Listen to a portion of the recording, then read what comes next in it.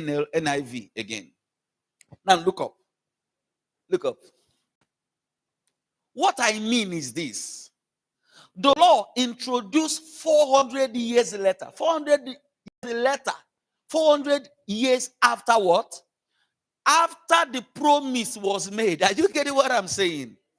After the promise was made. Now, not even the very first time the promise was made. Here is referring to Abraham. Because in Genesis chapter 3 verse 15, the promise of the seed was even made to Adam and Eve. Is somebody getting what I'm saying? So 430 years later, we'll be referring to Abraham. The same seed, the same promise was made to Adam. The same promise was made to Noah. The same promise was made to Enoch. It was generational until Christ came. Are you getting what I'm saying? Now listen. So it says, what I mean is this.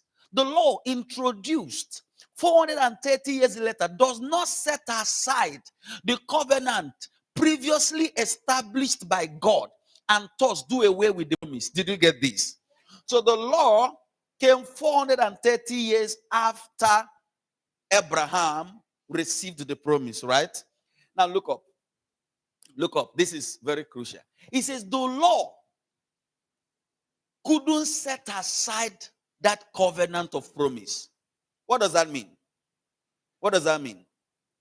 Even though the law came, it still didn't, listen, even though the law came 430 years afterward, it couldn't disannul the promise. In other words, the promise was still in effect despite the law. That's the reason when you study the Bible, you're going to find out that there were men who were living in the New Testament, even in the Old Testament. I think I told you that last week. Despite the law, Abraham lived under the promise of grace. Despite